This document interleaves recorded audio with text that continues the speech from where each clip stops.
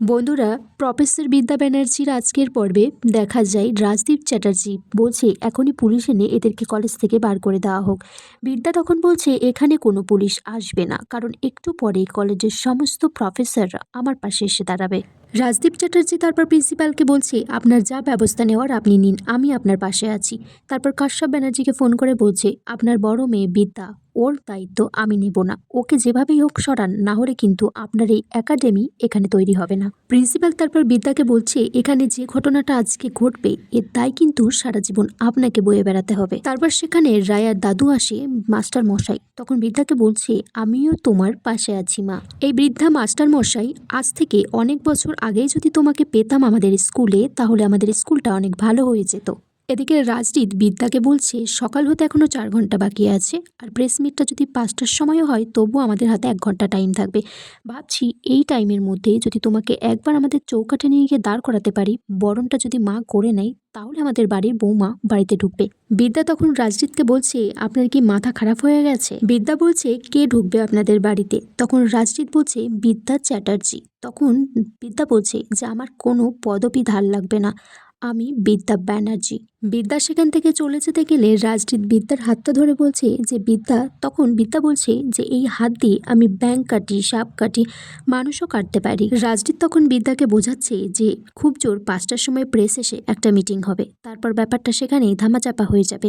তারপর তোমার বাবা আমার বাবাকে দিয়ে আবার নতুন করে দ্বিতীয় চাল চালবে। রাজদীপ বিদ্যাকে বলছে শুধু শিক্ষা দিয়ে এইটা বন্ধ করা যাবে না। তখন বিদ্যা বলছে আমি কোনো রকম রাজনীতি করতে পারবো না। বিদ্যা বলছে শিক্ষার নামে যে ধান্দা হচ্ছে আমি সেটা বন্ধ করতে চাইছি। রাজদীপ বিদ্যাকে বলছে তুমি বরঞ্চ আমার বাড়িতে চলো, সেখানে আমার বাবাকে 24 ঘন্টা নজর রাখতে পারবে। তুমি কলেজে থেকে এই লড়াইটা লড়তে পারবে না।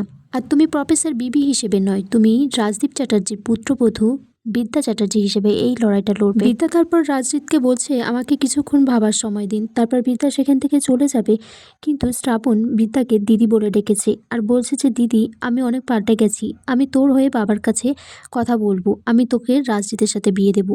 রাজদীপ তো এমনিতেও পাগনকে ভালোবাসে না, তোকে বিয়ে করতে চাই। বিদ্যা তখন বলছে আমি কোন শ্রাবণকে দেখছি, আমার তো বিশ্বাসই হচ্ছে না। তারপর দেখা যায় যে শ্রাবণ বিদ্যাকে এই টোপ দিয়ে তাকে একটা ঘরের মধ্যে নিয়ে যায়, আর চারিদিকে 4-5টা গুন্ডারা থাকে। তখন শ্রাবণ বলছে তুই কিভাবে হয়েছিলি, আমি পাল্টে গেছি, তুই হলো আমাদের বাড়ির একটা বোঝা, তোকে বাড়ির কেউ মেনে নেবে না। শ্রাবণ বলছে এইখানেই একাডেমি তৈরি হবে, আমার বাবার স্বপ্নের একাডেমি। বিদ্যাকে তারপর 4-5 জন মিলে মারতে চাই, তাকে বন্দুক দিয়ে বলে যে শ্যুট করে দেব। বিদ্যা বলে তাও শ্যুট করে দাও দেখি কেমন পারো।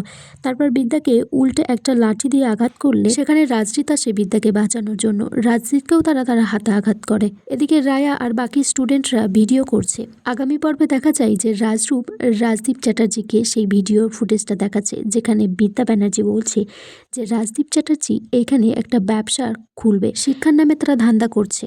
রাজরূপ তখন বলছে যে এখানে অন্যায় হচ্ছে, আর অন্যায়ের প্রতিবাদ করছে বিদ্যা ব্যানার্জি। রাজরূপ বলছে যে ওই মেয়েকেই এই বাড়ির বৌমা করে নিয়ে আসবো। তখন কিছু স্টুডেন্ট ওদিকে বিদ্যাকে জানাচ্ছে যে কলেজে পুলিশ এসেছে, সেখানে তাদেরকে লাঠিচার্জ করে বাইরে বার করে দেওয়া হবে।